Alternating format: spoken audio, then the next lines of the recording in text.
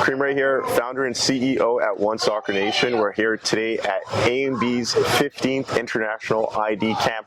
I'm here with Chris Parr. He's based all the way from England. Yep. Chris, this is our first time meeting at the ANB ID Camp. Yep. How are you doing? Good, really well, really enjoying it. Been here a few days, so I came here a couple of days before the camp started, and obviously it's the second day of the camp. Really enjoying it. Second time here in Canada, so yeah, brilliant place. Amazing. You know, I want to touch back to your first time here in Canada. What was that like? Good, new experience. I've not been abroad loads, coaching or scouting related, so it was quite a new experience. Meeting everyone here was brilliant.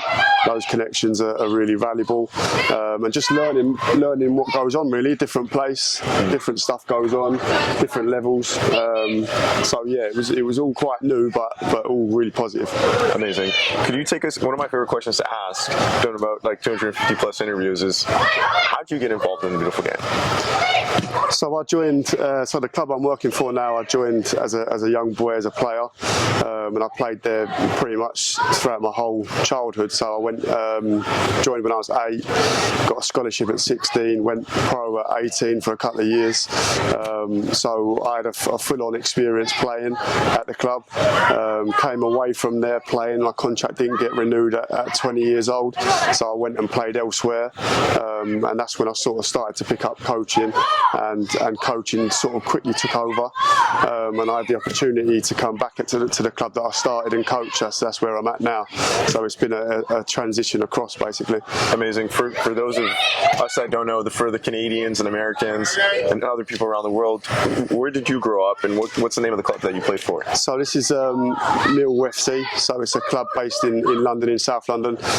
They currently, the first team plays in the Championship. That's basically where I've been based and where I live around there as well, pretty much my whole life. So yeah, that's it. So the first team's in the Championship. Our academy is Category 2 academy in England, which is really good.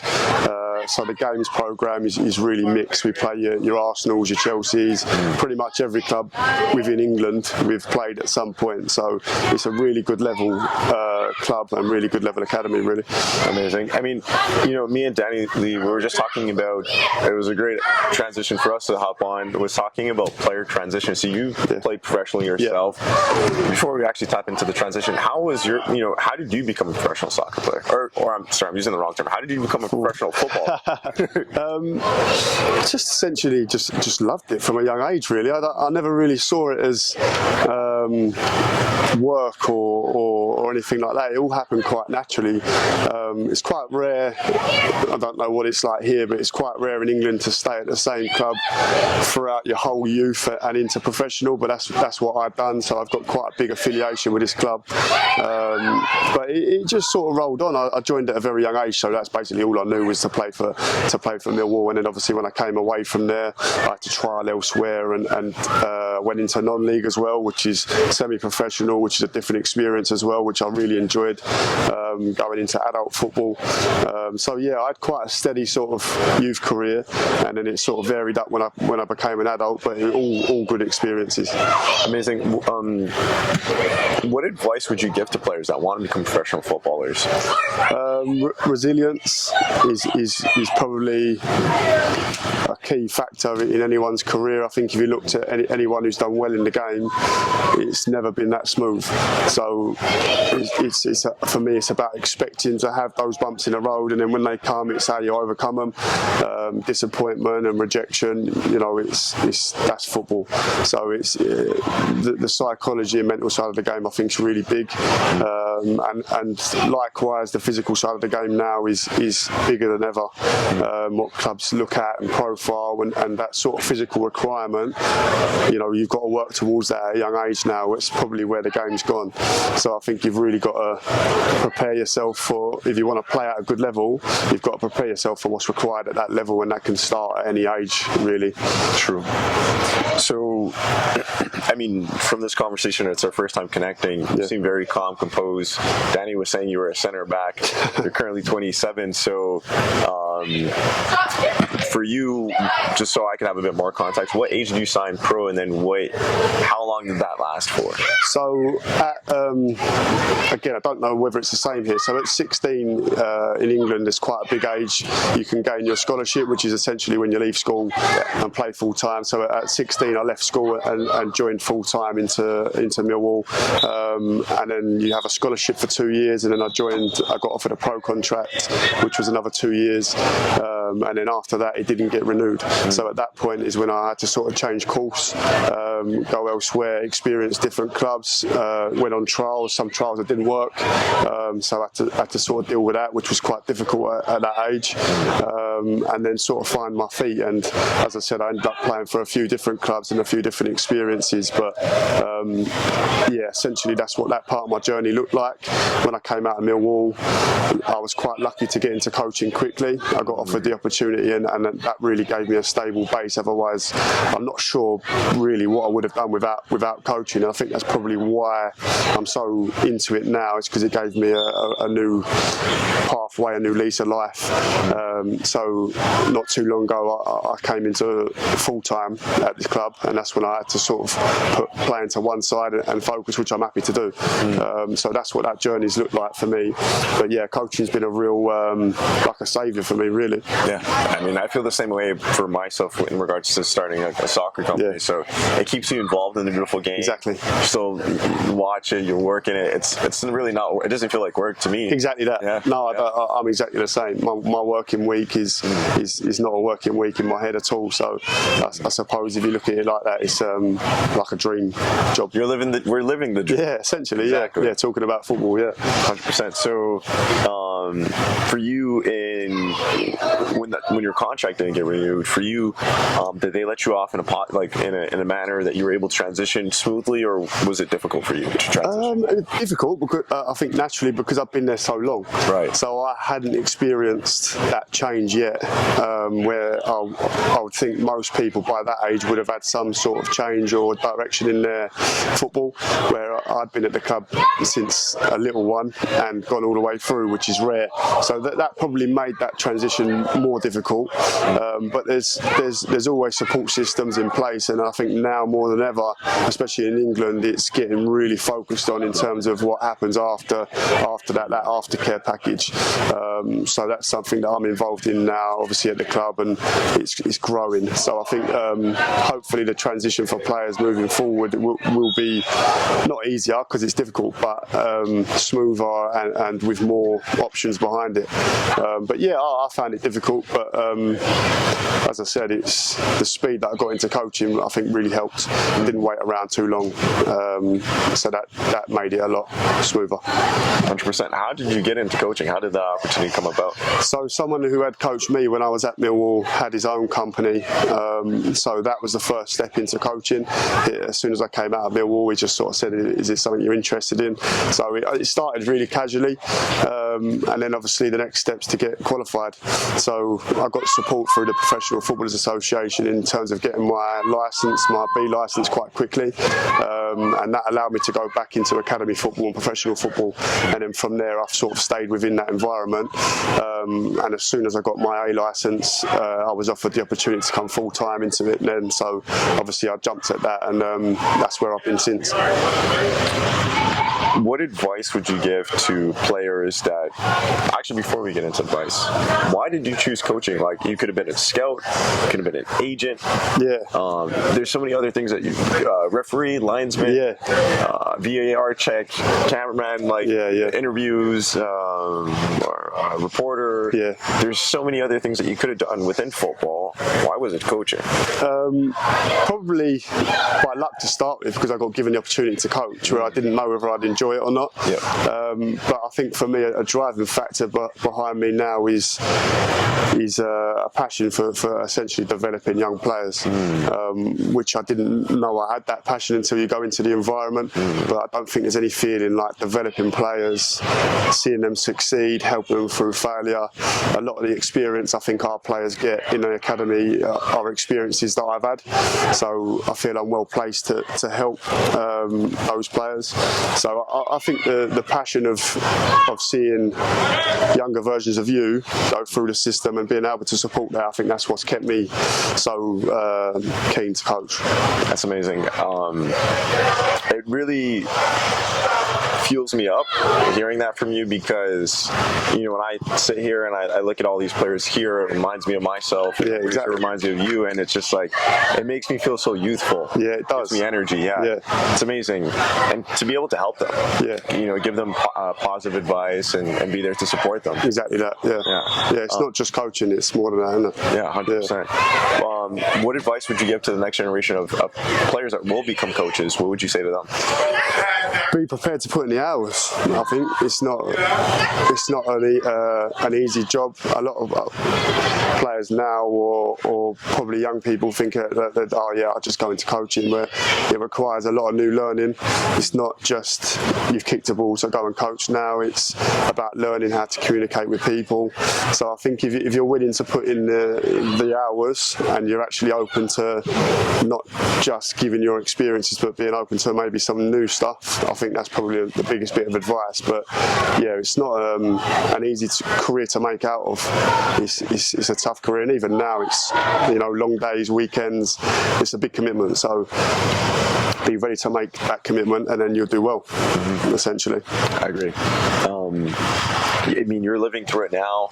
You're experiencing it now, and you're based from England. So anybody from North America, we look up to England. Is it really? We look up to Europeans. Anything to do with football, it's interesting. It's gold. Yeah, why is that? Because we're behind. Okay. Right. We need to learn a lot from you guys. Yeah. And then as we call it soccer, we do things a little bit. Naturally. So, yeah. I mean, Coach Vassan's here in Canada, but ANB Futbol, something that he has always said that I always remember is the culture's not here yet in Canada. Yeah, it's growing. It's growing. It's coming. I mean, hopefully the 2026 World Cup. Yeah, it's big. Yeah. That we're hosting Canada, US, Mexico. Hopefully that provides a bit more culture. Yeah. And helps us accelerate, but still a lot more work to do. Yeah, you've got a lot of kids that like playing football though, and that's the base level of it. Yeah. I was quite surprised when I came out here how much it's loved. Yeah.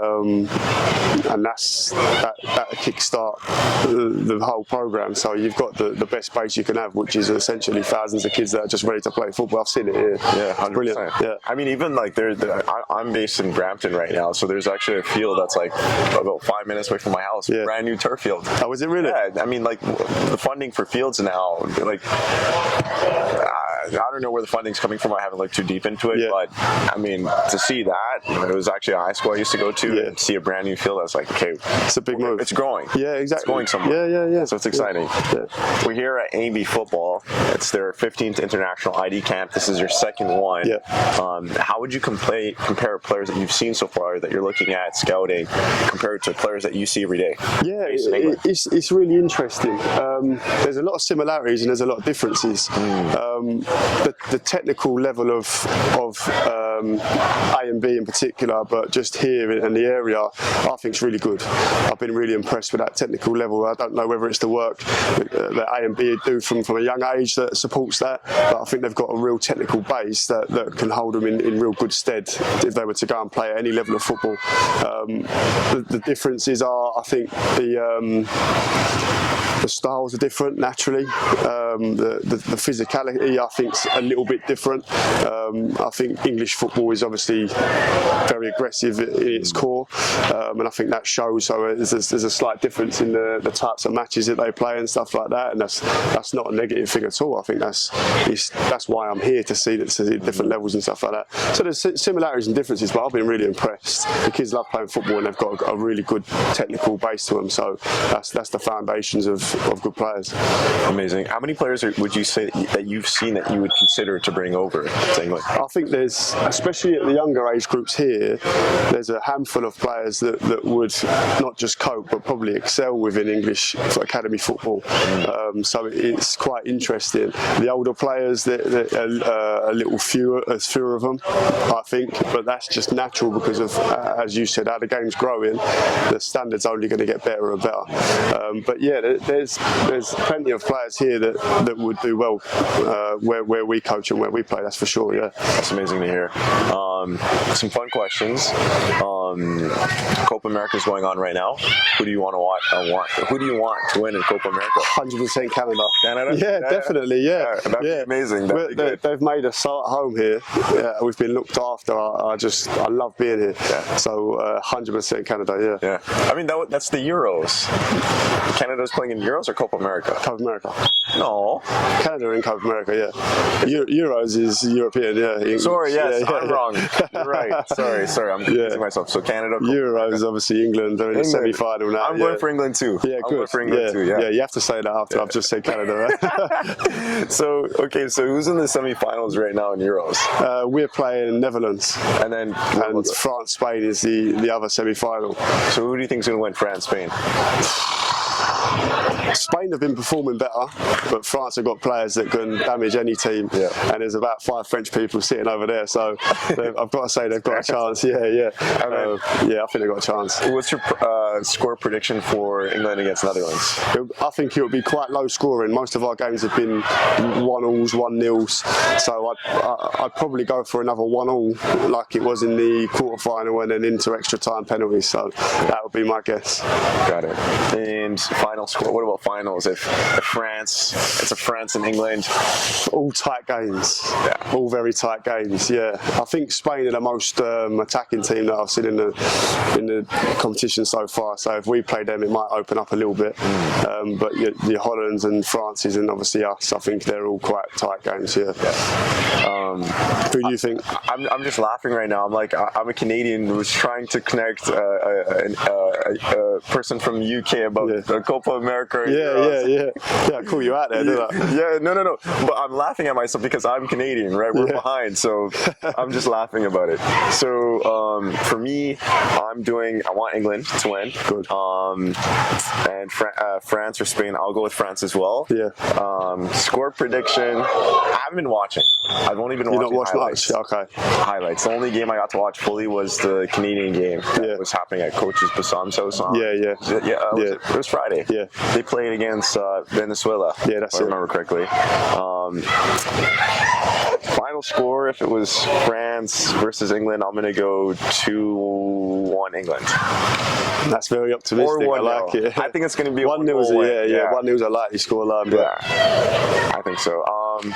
We'll see. Predictions. There's something else I was going to ask you. Okay, favorite players. So I'm going to just name a few. Oh, cool. And then no problem. Yeah. Jude Bellingham. Bellingham because of his age. Bellingham or Mbappe? Bellingham. Okay. Bellingham or Kevin De Bruyne? Right now, De Bruyne. In the future, Bellingham. De Bruyne or Mohamed Salah? De Bruyne. De Bruyne or Ronaldo? De Bruyne. Okay. Right now. Yeah. De Bruyne or Ronaldinho? Ronaldinho or the Brazilian Ronaldo? R9. Yeah. R9. R9 or Zidane? Zidane or Harry Kane? Zidane or Messi? Zidane still. Zidane, okay. Yeah. And then I was going to ask you, probably not a smart question, but I was going to ask you 2026 World Cup. Who are you going for? England. Yeah, hopefully. We've got quite a young team, England, so I'm hoping that by then they will have matured and they're in their prime. Sure. We've got a lot of young players. Those are the main fun questions I had. Was there anything that I missed that you would like to add, or? No, just a thank you as well to ANB, to all the staff that are here. It's been another fantastic experience. One that I'd recommend to anyone to get to here, and just a credit to them because all of their players, these are all ANB players, and they're a great level, and they train 3-4 times a week with ANB. So the credit has to go to the people that work here. So a massive thank you, and obviously a well done for all of the work that they do. 100%. Would you recommend players parents to bring out their players from Canada to come out to ANB? Yeah, definitely. Yeah. I mean, I've not experienced loads of different places, so I can only compare it to what I know. But you know, they really enjoy it. So that's got to be the baseline. Yeah. The kids love being here. So yeah, I would 100% recommend it to anyone. 100%. There's probably about 100 plus players here for the camp. So yeah. I mean, there is appetite. Yeah, definitely. Players are hungry. Yeah. And they're looking for the opportunity for you guys to scout them. Yeah, they want to learn as well. We obviously had the meet and greet, and I was just so blown away really by the players' maturity and the questions that they wanted to ask. I think if I asked some of my players to go and introduce themselves and ask questions, I think they'd struggle to do it. So these guys are obviously, they've got great mindsets. But I could see that straight away with doing that on Friday. Yeah. What's the question that you've been getting a lot from players? Probably the question that you've asked in terms of what's the difference here to England. Right. That's quite a popular question, and a lot of the boys want to know, from my position, what do you look for? So, which I think is a brilliant question. So they've been the most popular questions, and I think that's really good. It's important for them to know what they need to do to impress or develop. So I think that's what they're most keen to know is what do you want to see, basically, which is a natural question to ask a scout. It's true. Yeah. So that's been the most popular. Amazing. Well, Chris, it's been a pleasure to meet you. Thank you for your time. Have this conversation. I appreciate it. Yeah. Nice to meet you as well. Thank you. Cheers.